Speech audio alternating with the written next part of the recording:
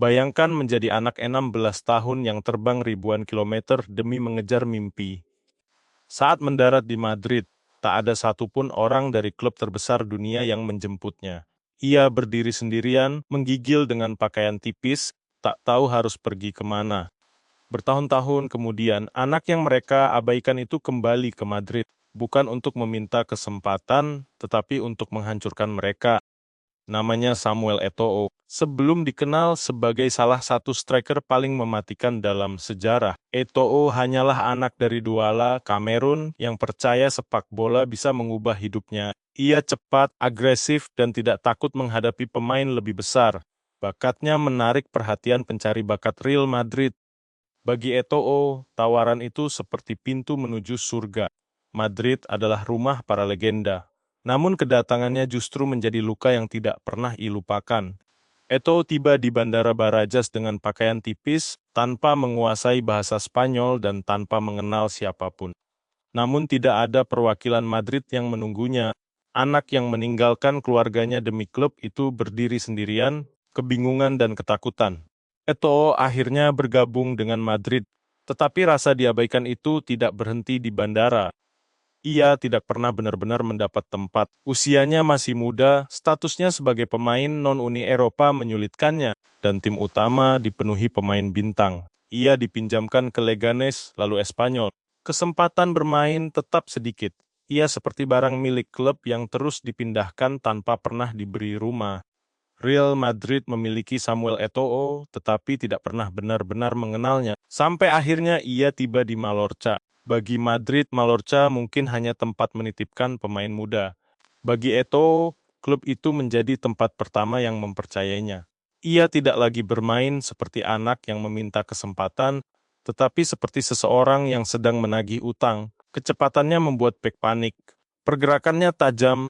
Di depan gawang, ia semakin kejam, gol demi gol mulai datang, atau membantu Mallorca menjuarai Copa del Rey dan menjadi pencetak gol terbanyak klub di La Liga. Anak yang dianggap belum siap untuk Madrid kini menjadi striker yang ditakuti seluruh Spanyol, termasuk oleh Real Madrid. Setiap menghadapi mantan klubnya, Eto'o bermain dengan emosi berbeda. Ia berlari lebih keras dan merayakan gol seperti sedang mengirim pesan. Salah satu momen paling menyakitkan terjadi di Santiago Bernabeu. Mallorca datang sebagai tim kecil menghadapi Madrid yang penuh bintang, namun Eto'o mencetak gol dan membantu Mallorca mempermalukan mereka di rumah sendiri. Setelah mencetak gol, ia menunjuk rumput Bernabeu. Pesannya sederhana, aku pernah berada di sini. Kalian pernah memiliki aku, lihat apa yang kalian buang. Madrid sebenarnya masih punya kesempatan membawanya kembali. Tetapi ketika Barcelona datang pada 2004, mereka justru memilih melepasnya. Dan keputusan itu berubah menjadi salah satu kesalahan terbesar mereka. Di Barcelona, Eto'o menjadi penyerang utama bersama Ronaldinho, lalu bersama Lionel Messi.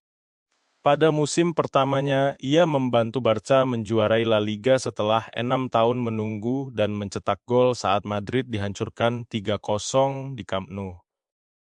Musim berikutnya, Eto'o kembali mencetak gol dalam kemenangan 3-0 di Bernabeu.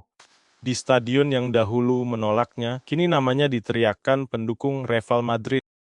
Balas dendamnya tidak berhenti di El Clasico. Eto'o menjadi top skor dan mencetak gol di final Liga Champions 2006. 3 tahun kemudian, ia kembali mencetak gol di final melawan Manchester United, membantu Barcelona meraih treble. Madrid hanya bisa menyaksikan pemain yang mereka abaikan menjadi salah satu striker terbaik dunia, bersama musuh terbesar mereka. Setelah meninggalkan Barcelona, Eto'o masih belum selesai. Bersama Inter Milan, ia kembali meraih treble pada 2010. 2 treble dalam 2 musim berturut-turut bersama 2 klub berbeda. Dari anak yang tidak dijemput di bandara, menjadi pemain yang menaklukkan Eropa 2 tahun beruntun. Madrid mungkin membuka pintu sepak bola Eropa untuknya, tetapi mereka juga memberinya sesuatu yang lebih kuat, alasan untuk membuktikan bahwa mereka salah. Dan Eto'o membalasnya dengan gol trofi kemenangan di Bernabeu dan status sebagai legenda Barcelona. Kadang penolakan tidak menghancurkan seseorang, kadang penolakan justru menciptakan monster yang kembali menghantui orang yang pernah meremehkannya. Samuel Eto'o datang ke Madrid sebagai anak yang tidak dijemput. Ia meninggalkan Madrid sebagai pemain yang tidak diinginkan. Namun ketika kembali, ia datang sebagai mimpi buruk yang tidak bisa mereka hentikan. Sekarang pertanyaannya, apakah Real Madrid benar-benar gagal melihat bakat Eto'o?